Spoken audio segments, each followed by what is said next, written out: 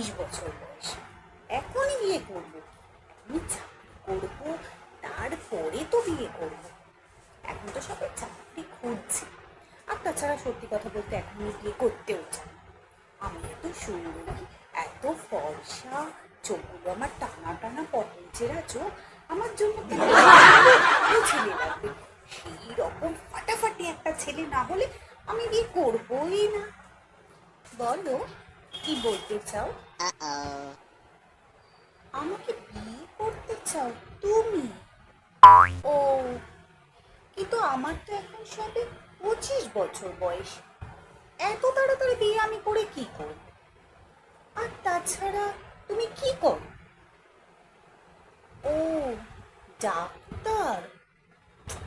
ঠিক আছে, কিন্তু আরো বেটার কিছু আমি পেতে পারি। আর তাছাড়া আমি নিজেও তো চাকরি করছি, আর অনেক টাকা স্যালারি পাই। হ্যাঁ, জানি তুমি ডাক্তার, কিন্তু আমিও অনেক টাকা স্যালারি পাই। আর একটু বেটার কিছু আমার জন্য অপেক্ষা করছে, রাইট?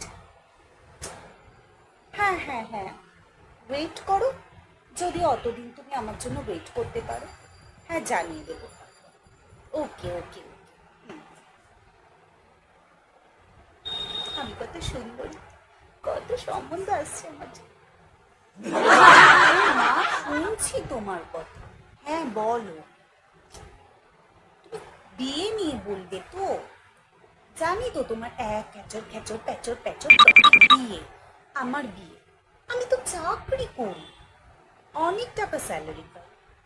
আর তাছাড়া আমার বয়সটাই বা এখনো কি হচ্ছে, সবে তো 28 বছর। এখন কেউ বিয়ে করে নাকি? আর তাছাড়া তোমার মেয়ে সুন্দরী, তোমার মেয়ে ফর্সা, তোমার মেয়ে চোখগুলো টানা টানা, তোমার মেয়ের জন্য তো যেমন তেমন ছেলে আসবে না, অনেক ছেলে পাওয়া যাবে, দেখবে লাইন লেগে যাবে, লাইন আমাকে বিয়ে করার জন্য। ওকে, আমি হলাম সুন্দরী, আমি কত সুন্দরী, কত ফর্সা। কি, আমাকে রিজেক্ট করে দিয়েছে? মানে কেন, কিসের জন্য, কি এমন সে যে আমাকে রিজেক্ট করে দিল? এটা কি সম্ভব? আমার তো সবে 30 বছর বয়স, ছেলেটা আমাকে রিজেক্ট করে দিল। ঠিক আছে ঠিক আছে, তুমি আরো দেখতে থাকো। হ্যাঁ মাসি বলো, কি ছেলে পাওয়া গেছে? ছেলের মাথায় মস্ত বড় একটা টাক, ছেলের গায়ের রং চাপা, ছেলে প্রাইভেট কোম্পানিতে চাকরি করে, বয়সে আমার থেকে অনেকটা বড়।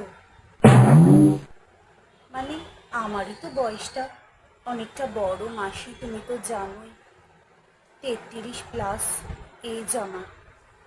কিন্তু সব কিছু শুনে ছেলে রাজি তো? ছেলে আমায় পছন্দ করবে তো?